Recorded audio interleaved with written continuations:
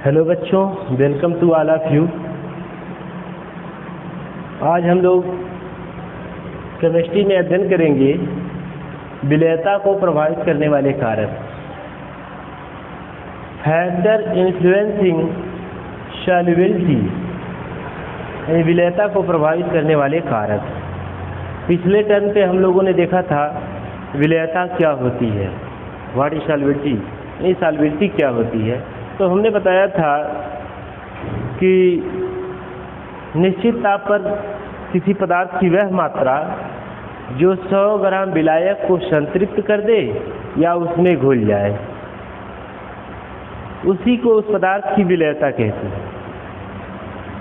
आज हम लोग चर्चा करेंगे कि विलेयता को प्रभावित करने वाले कारक कौन कौन से होते हैं, यानी विलेयता कैसे प्रभावित हो जाती है, अर्थात विलेयता घटती है कब और बढ़ती है कब।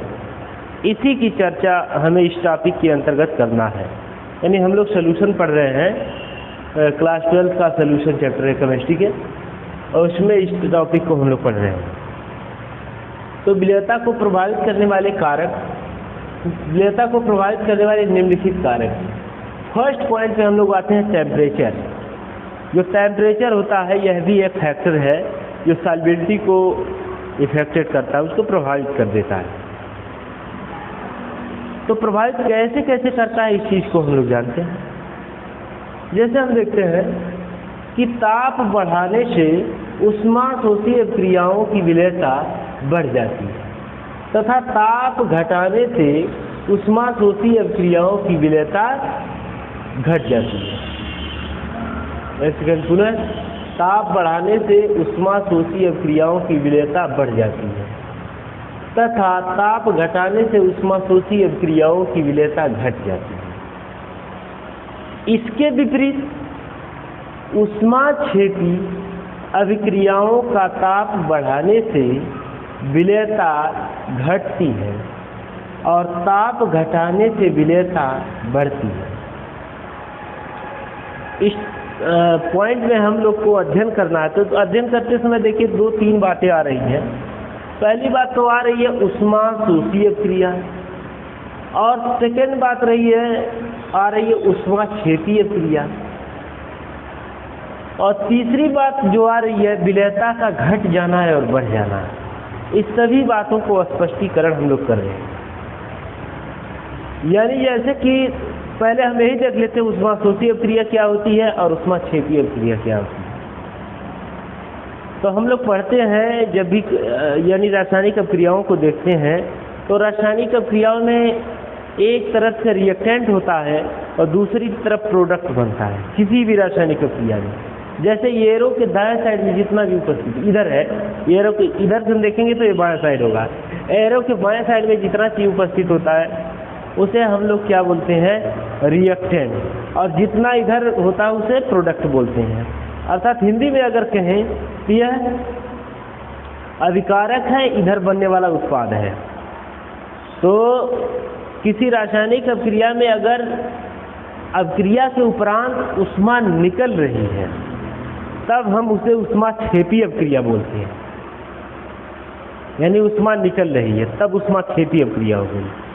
यदि किसी रासायनिक अभिक्रिया को कराने में ऊष्मा लग रही है, ऊष्मा को देना पड़ रहा है, तब वह अभिक्रिया ऊष्माशोषी अभिक्रिया कहलाती है।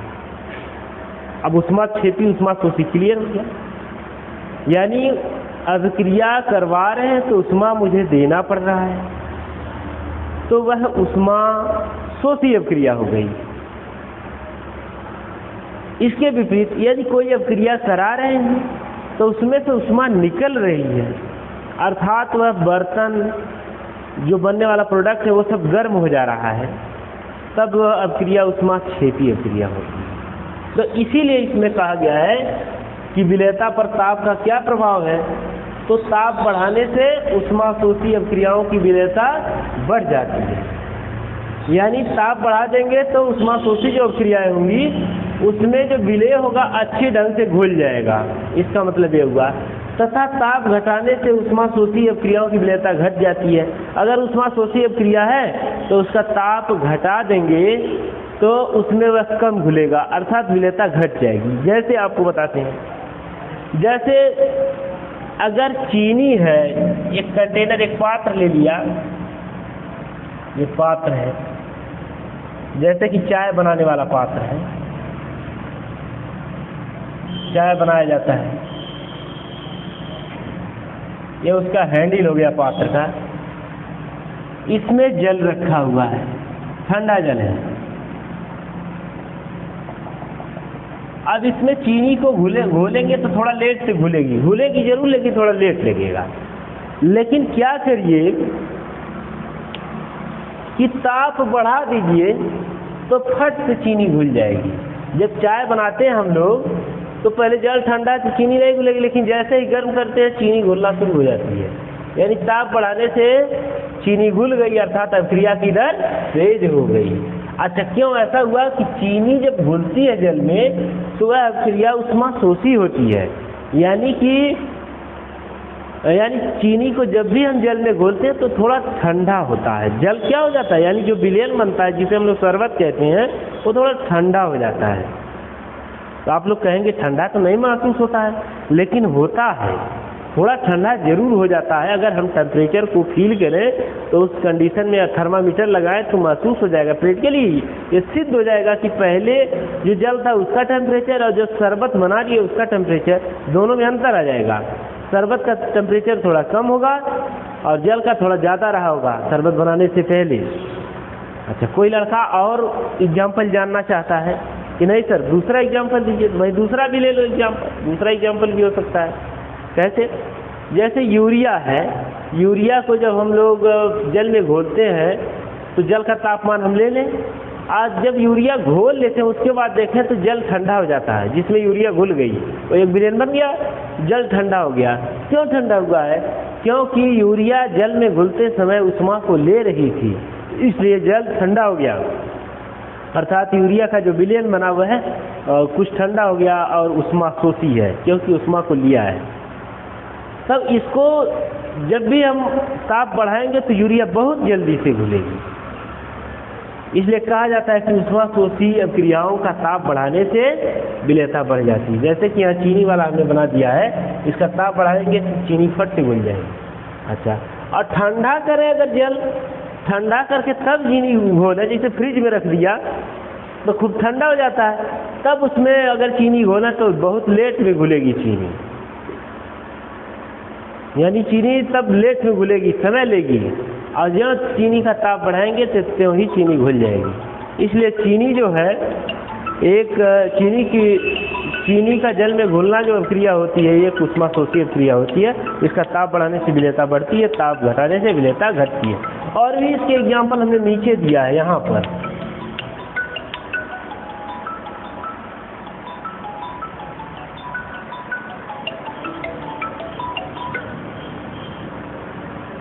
इसका एग्जाम्पल नीचे भी है, यहाँ पर देखिए।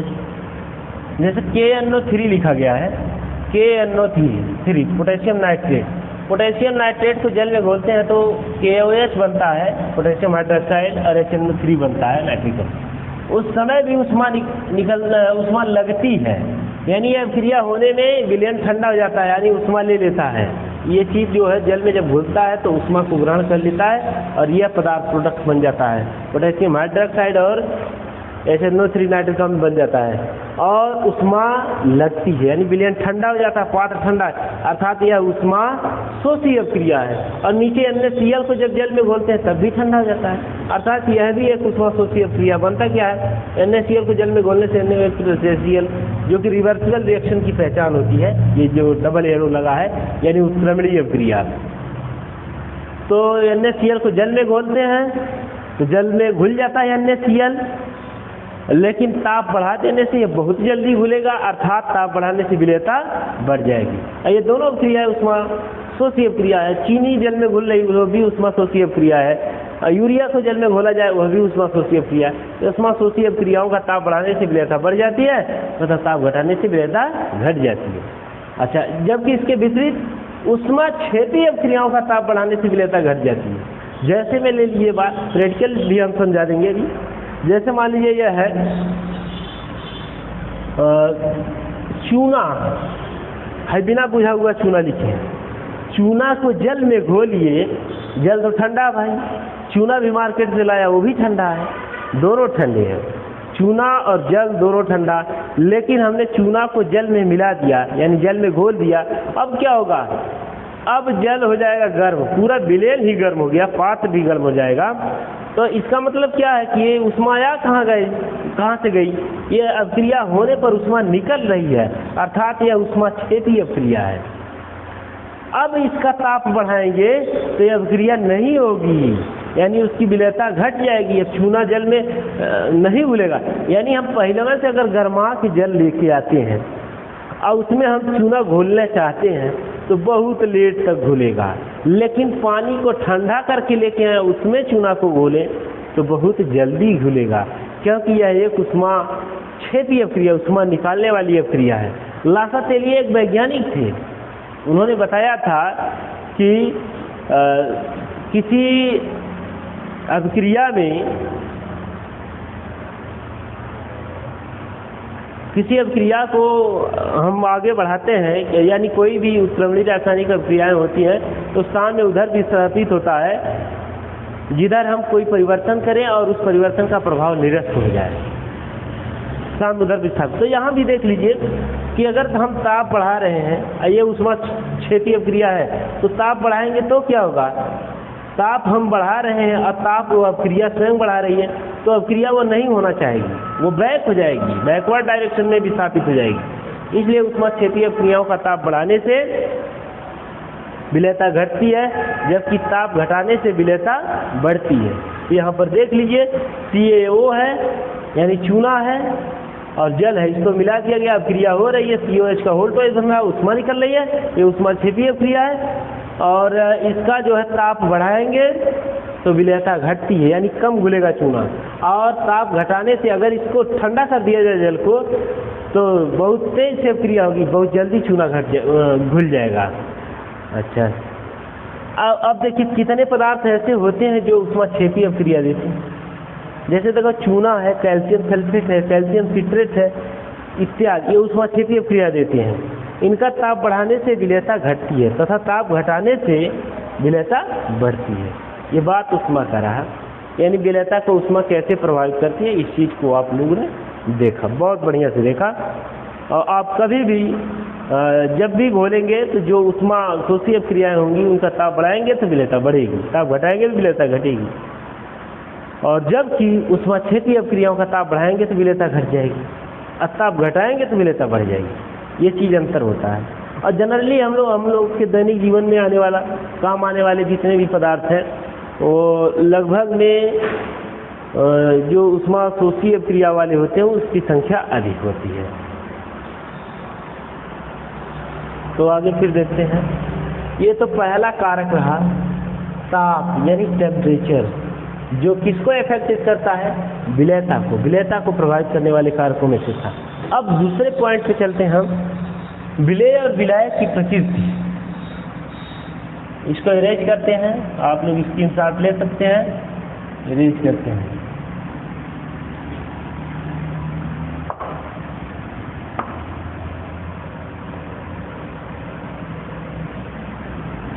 विलेयता को प्रभावित करने वाली दूसरी प्रकृति है, दूसरा पॉइंट है विलेय और विलायक की प्रकृति। विलेय और विलायक की प्रकृति, विलायक की प्रकृति। Nature of solute and solvents, nature of solute and solvent। ये कैसे विलेयता को प्रभावित करते हैं भाई, इसको देखते हैं। विलेयता को प्रभावित करने वाली दूसरी कारक में विलेय और विलायक की प्रकृति। जब कभी एक होता है विलेय, एक होता है विलायक, हमने पहले पढ़ा दिया है, पहले पार्ट में इसको पढ़ा दिया, सॉल्यूशन की पहले पार्ट में। विलेय क्या होता है, जनरल भाषा में विलेय क्या होता है, जो घुलता है जिसकी मात्रा कम होती है, और विलायक क्या होता है? विलयन का वह घटक होता है जिसका मात्रा अधिक होती है, तथा जो घोलने में सहायता करता है उसे विलायक कहते हैं। अच्छा, इनकी प्रकृति कैसी होनी चाहिए विलेयता को बढ़ाने के लिए, कब घटाने के लिए, कब घट जाएगी विलेयता? तो देखिए इसकी प्रकृति क्या होनी चाहिए। जैसे जो विलेय है, यहाँ पहले लिखता हूं, ध्रुवीय विलायक, ध्रुवीय विलायकों में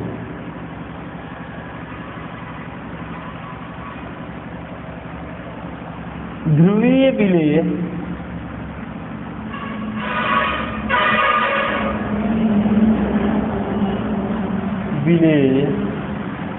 को घोलने पर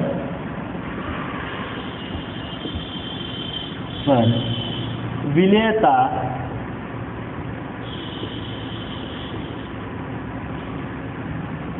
बढ़ती है।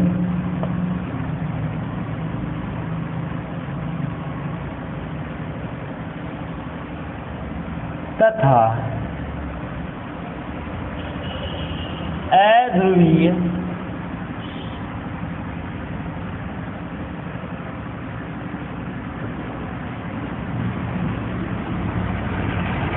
विलायक में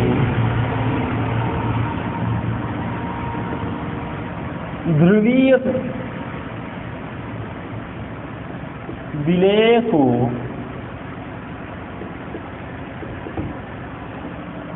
घोलने पर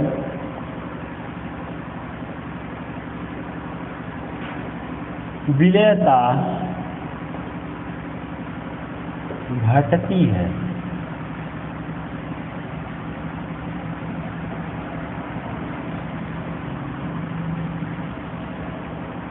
जबकि अध्रुवीय विलायक में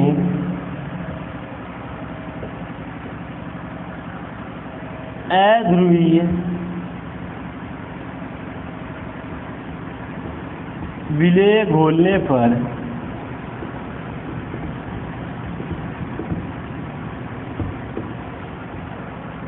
विलेयता बढ़ती है।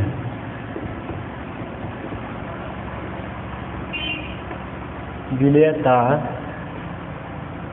बढ़ती है।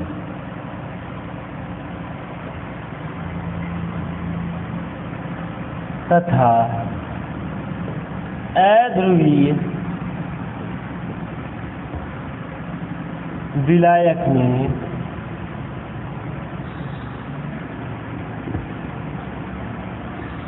ध्रुवीय विलेय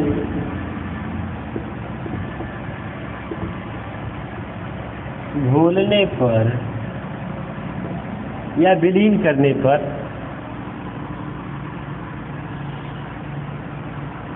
विलेयता घटती है।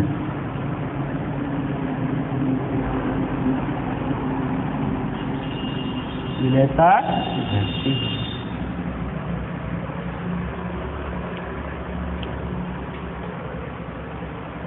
यानी विलेय और विलायक की प्रकृति कैसे प्रभावित करती है इसमें देख लिया। यानी हम कह सकते हैं, संक्षिप्त में इस बात को कहें जो हमने लिखा है उसको देखा जाए। अगर ध्रुवीय विलायक है, कैसा विलायक हो? ध्रुवीय,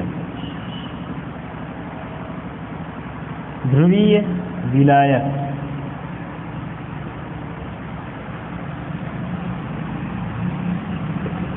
प्लस ध्रुवीय विलेय, विलेय, तब क्या होगा? विलेयता बढ़ जाएगी, बढ़ जाएगी।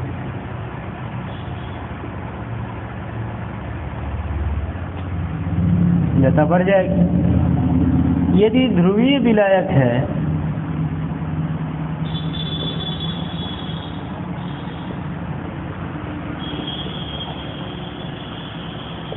और उसमें अध्रुवीय विलेय घोल दिया गया, अध्रुवीय विलेय घोल दिया जाए तब विलेयता घट जाती है। विलेयता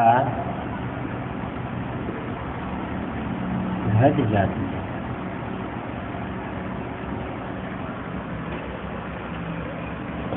अब कहेंगे आप कैसे? एक आध एग्जाम्पल, जैसे ध्रुवीय विलायक जल हो गया। जल एक ध्रुवीय विलायक है। अब इसमें ध्रुवीय विलेय में जैसे NaCl भी ध्रुवीय विलेय होता है, यानी NaCl को हम जल में घोलते हैं तो आसानी से घुल जाता है। तो इसका मतलब क्या? विलेयता बढ़ जाती है। अब मान लीजिए जल जो है विलायक है, उसमें अध्रुवीय विलेय, जैसे मान लीजिए तेल है, सरसों का तेल, मस्टर्ड ऑयल, अब उसको घोलें तो सरसों का तेल जल में नहीं घुलता है। तो इसका मतलब क्या है? विलेयता घट जाती है। अब एक तरह से और बताएं जो यहाँ से लिखे हैं, इस पॉइंट को दर्शाते हैं। अध्रुवीय विलायक में अध्रुवीय विलेय घोलने पर विलेयता बढ़ जाती है। अब अध्रुवीय दोनों ले लेते हैं, विलायक और विलेय दोनों अध्रुवीय ले लेते हैं। अध्रुवीय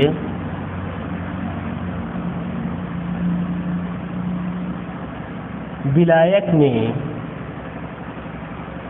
अध्रुवीय विलायक प्लस अध्रुवीय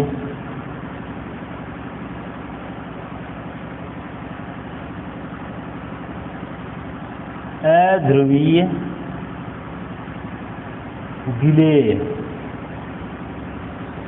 तब क्या होगा? विलेयता बढ़ जाएगी। विलेयता बढ़ जाएगी,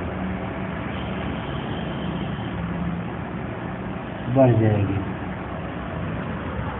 अब यही जो है, जैसे मान लीजिए अध्रुवीय विलायक है और उसमें अध्रुवीय विलेय डाला जाए, इसका मतलब कहने का अर्थ है अध्रुवीय विलायक प्रायः होते कौन है? जितने भी ऑर्गेनिक कंपाउंड है लिक्विड स्टेट में, वो सब अध्रुवीय विलायक का कार्य करते हैं। मैक्सिमम 100% नहीं कह सकते, लेकिन ऐसे ज़्यादा ही है। अब उसमें अध्रुवीय विलेय घोलें तो आसानी से घुल जाएंगे। जैसे कहने का मतलब क्या क्या हो सकता है? आप कहेंगे कि कुछ एग्जाम्पल, तो एग्जाम्पल देख लीजिए।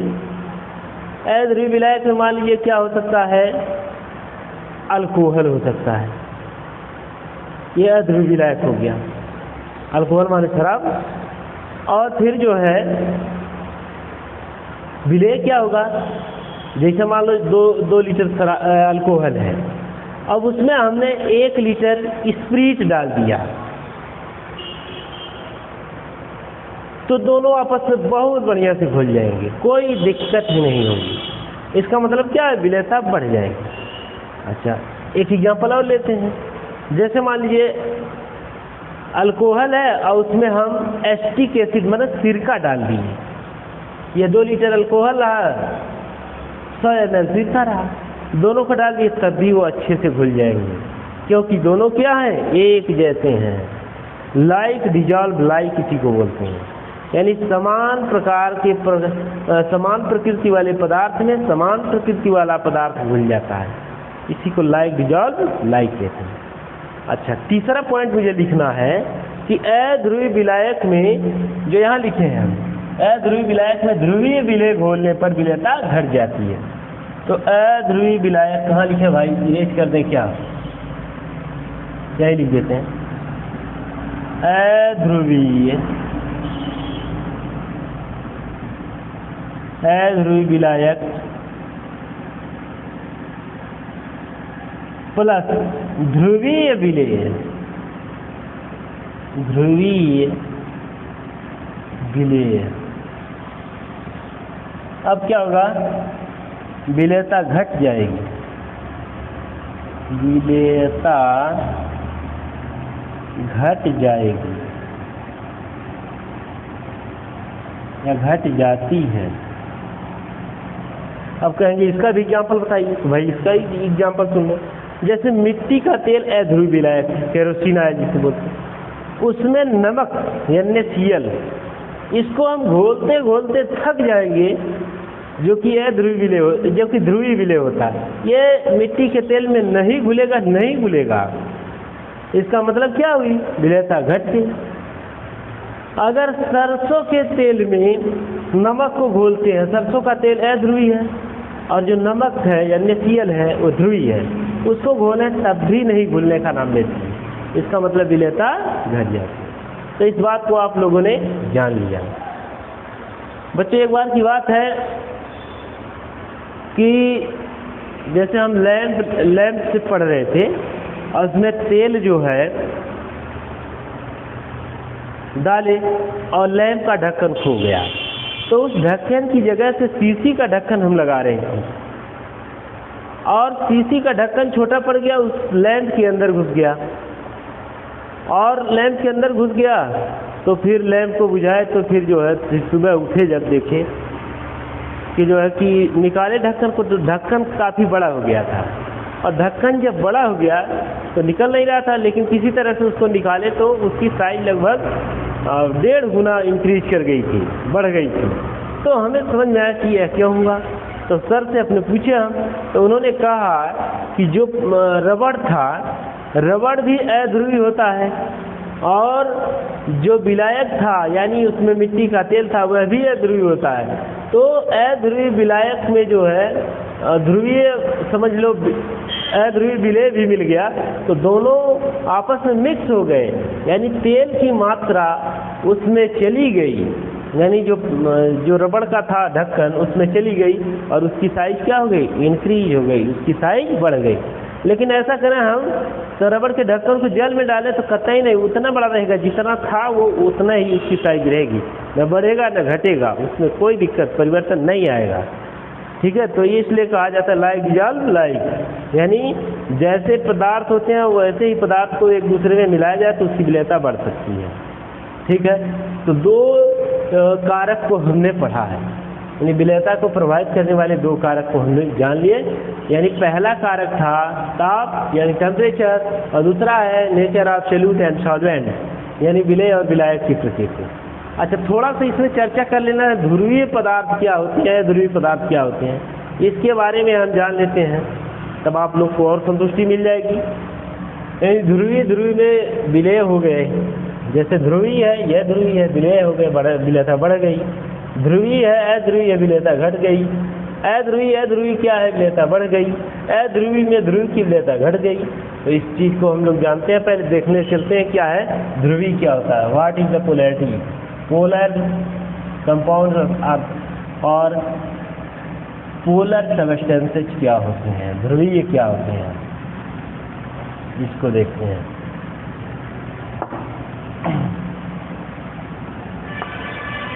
ध्रुवीय पदार्थ, नाम से यह स्पष्ट है कि ध्रुवीय का मतलब ध्रुव होना चाहिए, यानी पोल होना चाहिए, पोलैरिटी होनी चाहिए। ध्रुव मतलब पोल, इंग्लिश इसकी होती है पोल। अच्छा, ध्रुव बनते कब हैं? जैसे कि फिजिक्स में पढ़ा जाता है कि डाइपोल, द्विध्रुव,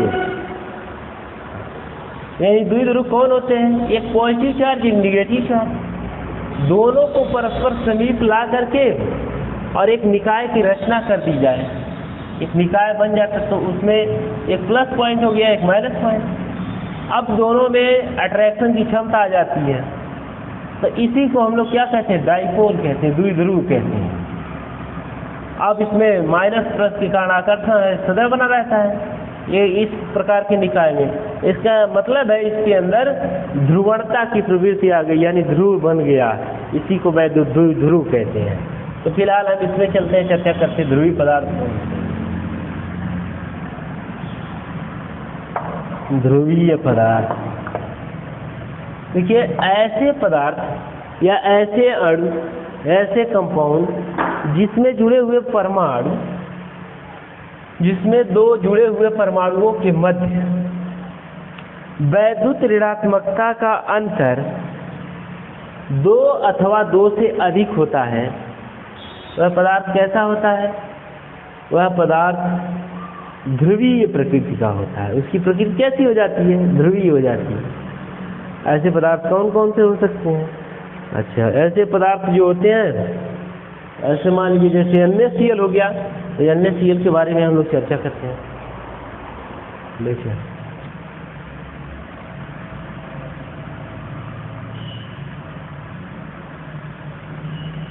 यानी दो पदार्थ हैं, उसके मध्य जब बंध बनते हैं, इलेक्ट्रॉन का आदान प्रदान होता है, उसी से पोलैरिटी का निर्माण होता है, उसी से ध्रुवणता का निर्माण होता है, तभी पदार्थ ध्रुवीय बनते हैं। तो ध्रुवीय पदार्थ यानी पदार्थ कितने प्रकार के होते हैं, यानी आकर्षण और प्रतिकर्षण यानी ध्रुवणता के आधार पर। तो बंध जितने प्रकार के होंगे उतने प्रकार के पदार्थ। तो सामान्यतः दो प्रकार के बंध बनते हैं। तो पहला क्या है, वैद्युत संयोजी बंध, इलेक्ट्रोवैलेंट बॉन्ड, इलेक्ट्रोवैलेंट बॉन्ड। इस प्रकार बना हुआ पदार्थ क्या कहलाएगा, इलेक्ट्रोवैलेंट मैटर। यानी हम पहले देख लेते हैं इलेक्ट्रोवैलेंट बॉन्ड क्या होते हैं। वैद्युत ध्रुवीय बंध,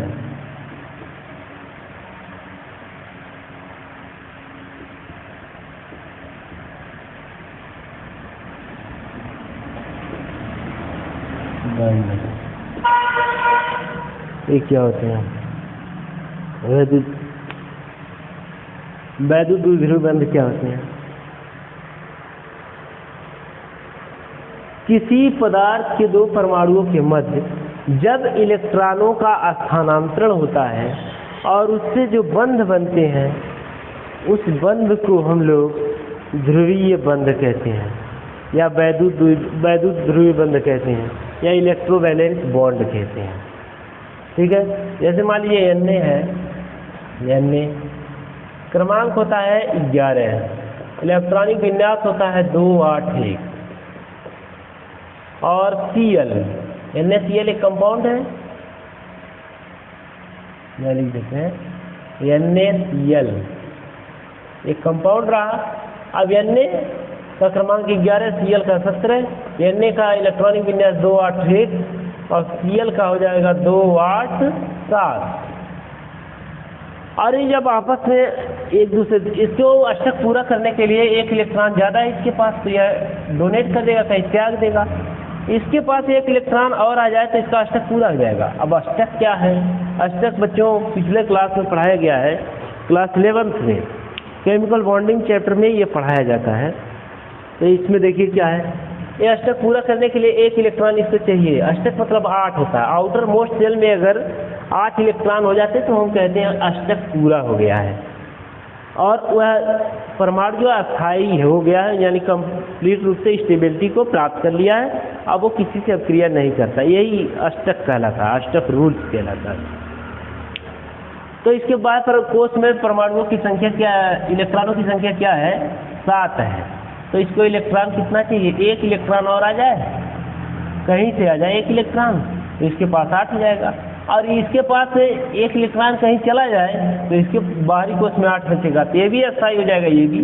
तो ये लोग करते क्या है, Na जो होता है इसके बाहरी कोष में एक इलेक्ट्रॉन होता है, तो एक को हम ऐसे बना रहे हैं। और Cl जो होता है उसके बाहरी कोष में 1 2 3 4 5 6 7 इलेक्ट्रॉन होते हैं। और जब ये दोनों समीप आते हैं तो ये अपना इलेक्ट्रॉन इसको डोनेट कर देता है, एक इलेक्ट्रॉन। और ये बनाते क्या है, बना लेते हैं Na+। जब ये दे देता है तो डोनर हो जाता है, इसके पास 1 पॉजिटिव चार्ज हो जाता है। और ये इसको गेन किया एक इलेक्ट्रॉन को, तो इसके पास 1 माइनस नेगेटिव चार्ज आ जाता है।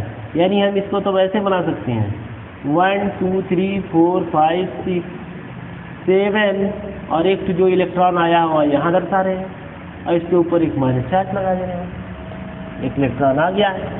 अच्छा, तो अब ये कंपाउंड की जब रचना होती है तो Na+ और Cl- इज इक्वल टू क्या बना लेते हैं, NaCl बना लेते हैं,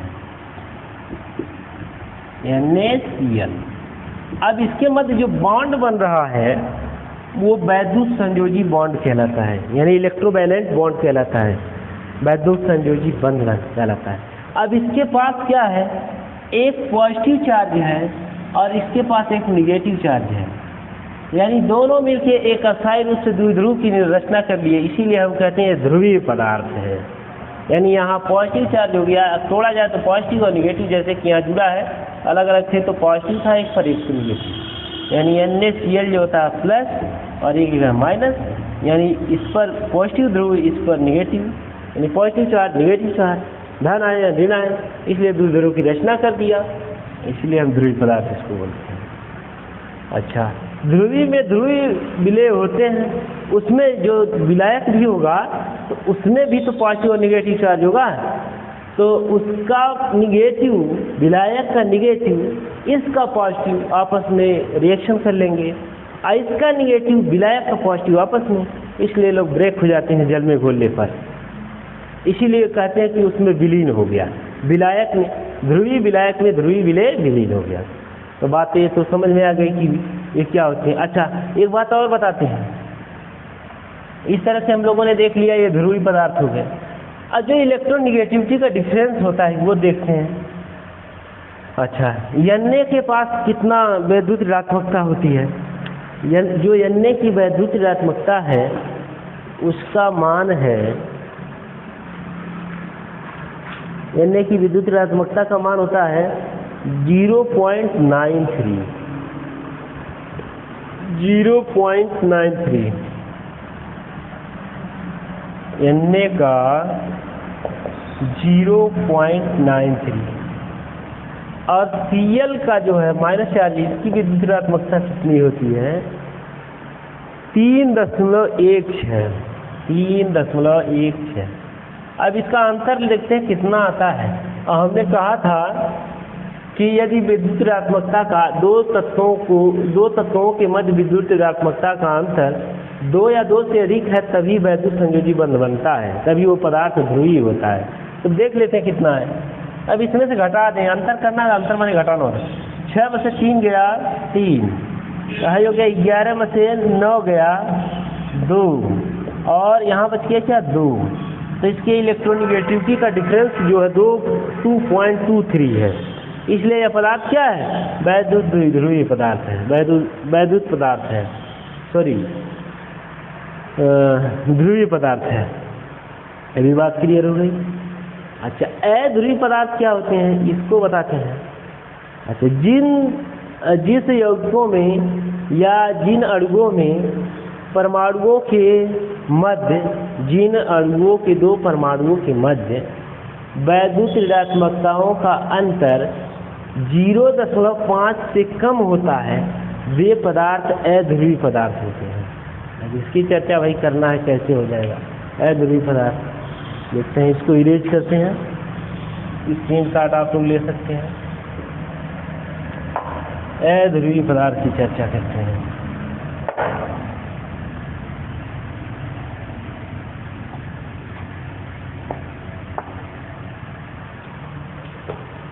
एक बात और, अध्रुवीय पदार्थ वे पदार्थ जिनके मध्य विद्युत ऋणात्मकताओं का अंतर, जिनके परमाणुओं के मध्य विद्युत ऋणात्मकताओं का अंतर 0.5 से कम होता है, और उसी बंध को हम लोग क्या कहते हैं, उसी प्रकार के बंध को, उस प्रकार के अणुओं के मध्य बनने वाले बंध को कहते हैं सहसंयोजी बंध।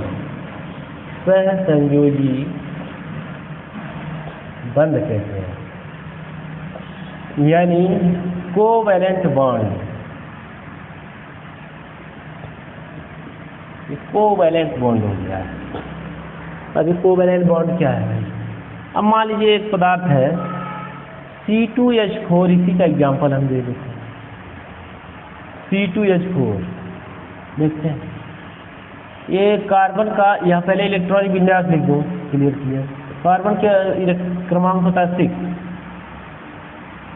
2,4। हाइड्रोजन के आउटरमोस्ट शेल में 1 इलेक्ट्रॉन, इसका है बस 1। इसको संतुष्ट होने के लिए बाहरी कोश में 2 इलेक्ट्रॉन चाहिए, तब इसका ऑक्टेट पूरा माना जाएगा। और इसको 4 चाहिए, इसकी कार्बन के बाहरी कोश में कितने चाहिए? 4। अब स्ट्रक्चर देखते हैं, कार्बन कार्बन, 2 कार्बन 2 जगह, हाइड्रोजन हाइड्रोजन, इधर हाइड्रोजन, और यहाँ भी हाइड्रोजन, ये तो हमने अलग बनाया, यहाँ भी हाइड्रोजन, यहाँ भी हाइड्रोजन। तो 6 हो जाएगा, गलत। 4 ही हाइड्रोजन है, 4 ही चाहिए मुझे। 4 को देख लेते हैं, 4 हाइड्रोजन लिखते हैं। अच्छा, कार्बन के बाहरी कोश में कितने इलेक्ट्रॉन है? 4। तो 4 दोनों कार्बन के बाहरी कोश में हम 4 इलेक्ट्रॉन को बना लेते हैं। 4 कार्बन के, इस कार्बन के बाहरी कोश में 4 इलेक्ट्रॉन, इस कार्बन के बाहरी कोश में 4। हाइड्रोजन के बाहरी कोश में एक इलेक्ट्रॉन, 1 इलेक्ट्रॉन यहाँ, 1 इलेक्ट्रॉन यहाँ, 1 इलेक्ट्रॉन यहाँ। अब इसको हमने घेर दिया, इसको भी घेरा नहीं, इसमें साझा करवा दिया। साझेदारी कब होती है? जब किसी परमाणु के मध्य इलेक्ट्रॉनों के आदान प्रदान से बंध बनने के चांसेस नहीं होते हैं, तब क्या होते हैं, साझेदारी की बात देखी जाती है कि वो साझा कर ले इलेक्ट्रॉनों को, तब इनका अष्टक पूरा हो सकता है। तो इस तरह से अगर अष्टक पूरा हो गया तो वहाँ माना जाता है कि सहसंयोजी बंध बनता है। तो देखिए, अब यहाँ से 2 इसके इलेक्ट्रॉन कार्बन के बाहरी कोश में 4 है, तो 2 इसके, इस कार्बन के 2 से साझा कर लिए, तब इसके पास कितने इलेक्ट्रॉन हो गए? 4 तो पहले से थे, 2 इसके बीच में गिने जाएंगे, 6 हो गए।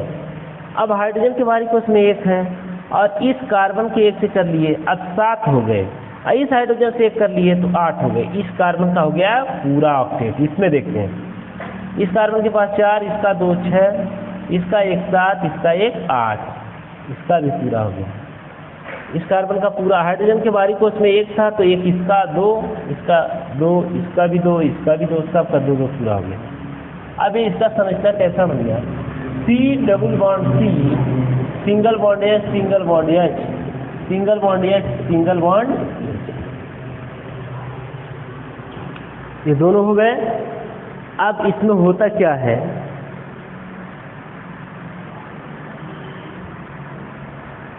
इसका नाम है इथीन, इसका नाम है ETHEN, इथीन।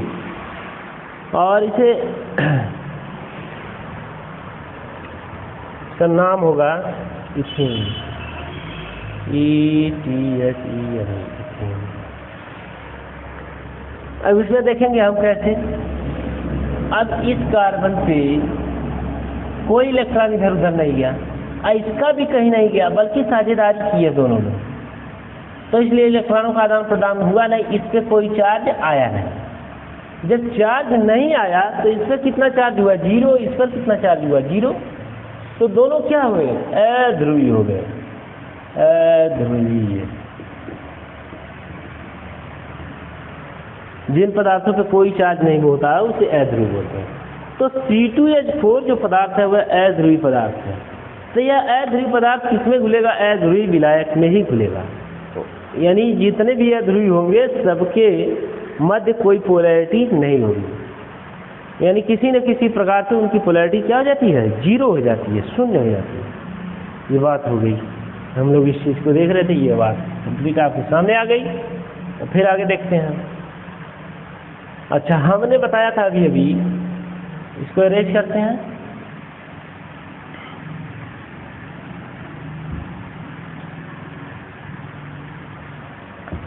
हमने बताया यदि 0 से लेकर 0.5, यानी 0.5 से कम जितने होते हैं वो सब सहसंयोजी होते हैं। सहसंयोजी यौगिक या अध्रुवीय होते हैं, अध्रुवीय होते हैं, नॉन पोलर कंपाउंड होते हैं। अच्छा, और जिसमें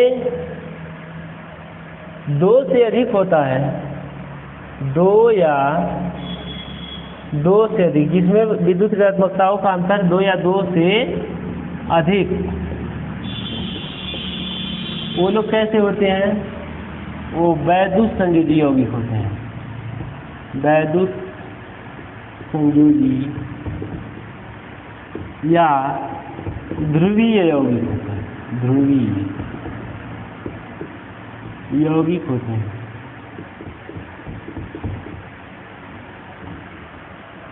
अच्छा, अब जिसमें 0.5 से अधिक और 0.5 से अधिक और 2 से अधिक और 2 से कम, यानी जिन पदार्थों में विद्युत ऋणात्मकताओं का अंतर में विद्युत ऋणात्मकताओं का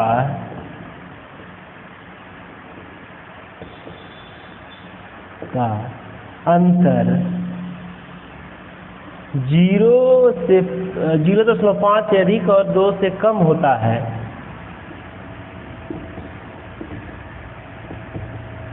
वे पदार्थ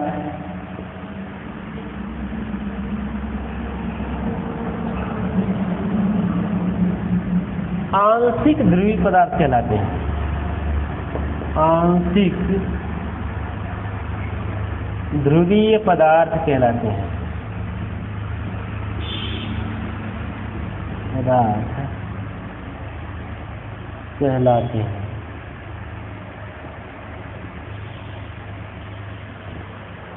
आंशिक ध्रुवीय पदार्थ कहलाते हैं। ये बात पॉइंटेड रहे, याद रहे, क्योंकि ये नीट में भी पूछा जाता है और अन्य एग्जामों में भी पूछा जाता है, इसको याद रखना है। अच्छा, आंशिक ध्रुवीय पदार्थ का एग्जाम्पल क्या है उसको बताते हैं, देख लेते हैं, इसको इरेज करते हैं।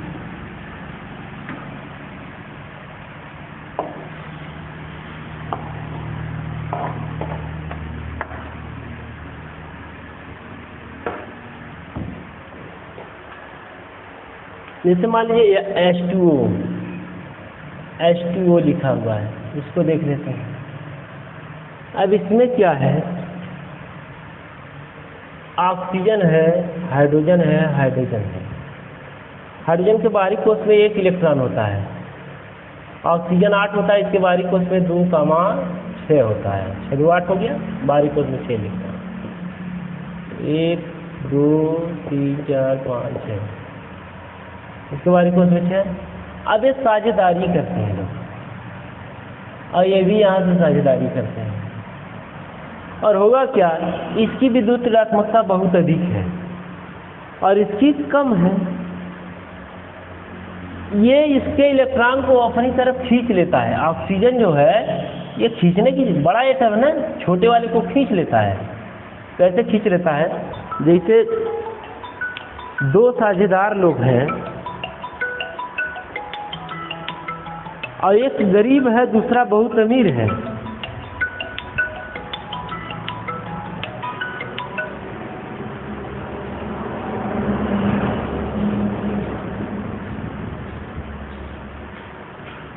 दो साझेदार लोग हैं, एक गरीब है, दूसरा बहुत अमीर है। तो जब तक साझा चला नहीं, तो जब इच्छा करती तो बड़ा वाला क्या है, यानी टूटने की स्थिति में बड़ा वाला छोटे वाले साझेदारी का पैसा जो होता है उसको हड़प कर ले जाता है, अपनी तरफ खींच ले जाता है। उसी प्रकार से बड़ा कंपाउंड ज़्यादा इलेक्ट्रोनिगेटिव है, एक कम है, कम इलेक्ट्रोनिगेटिव, तो इसके इलेक्ट्रॉन को यह खींच लेता है। तो ये खींचता है तो माइनस आंशिक ऋणायन इस पे आ जाता है, पार्शियली निगेटिव चार्ज, इसके ऊपर पार्शियली पॉजिटिव चार्ज। ये दाता हो गया ना, ये ग्राही हो गया, भले ही खींच लिया है लेकिन ये ग्राही है, इससे पार्शियल निगेटिव चार्ज, ऐसा पार्शियल पॉजिटिव चार्ज। यही प्रक्रिया इसके कारण भी होगी, पार्शियल निगेटिव चार्ज इस पर पार्शियल पॉजिटिव चार्ज हो गया। अब इस पर निगेटिव चार्ज ज़्यादा, पॉजिटिव चार्ज कम, इस पर पॉजिटिव चार्ज ज़्यादा, इस पर निगेटिव चार्ज ज़्यादा। अब होगा क्या, यह पदार्थ क्या हो जाएगा, ये ध्रुवीय होगा लेकिन पार्शियल ध्रुवीय होगा। जैसे हमने बोला ना, partially positive charge, partially negative charge, तो उसी तरह से ये पार्शियली ध्रुवीय पदार्थ, यानी पार्शियली पोलर चार्ज सब्सटेंस होगा, पार्शियली पोलर कंपाउंड। ठीक, तो इस तरह से इसमें आंशिक ध्रुवणता आई है। तो जिसकी इलेक्ट्रोनिगेटिविटी, यानी जिसकी विद्युत ऋणात्मकता जिसकी विद्युत ऋणात्मकता 0.5 से अधिक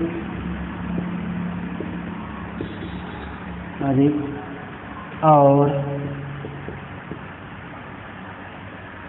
2 से कम होती है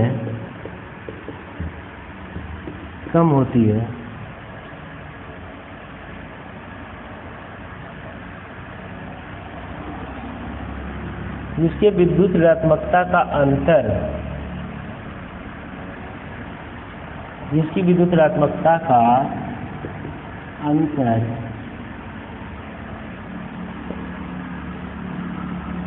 0.5 से अधिक और 2 से कम होता है, वह पदार्थ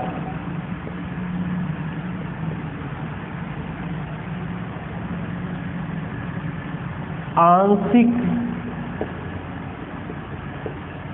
ध्रुवीय पदार्थ कहलाता है।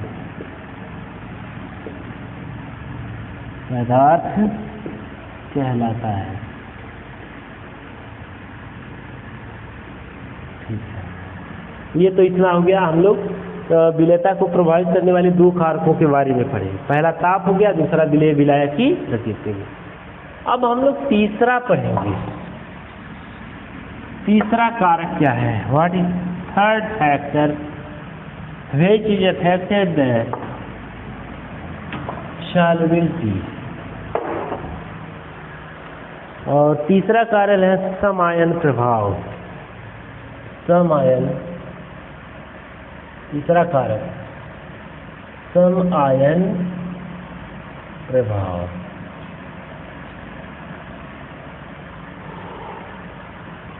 Common ion effect.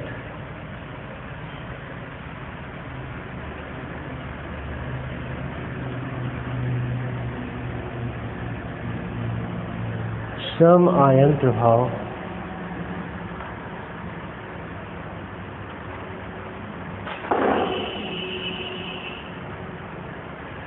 Common ion effect.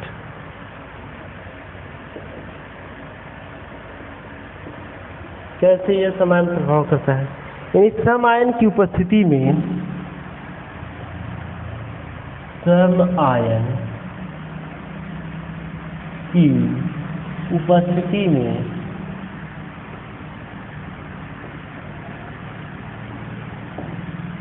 विलेयता घट जाती है।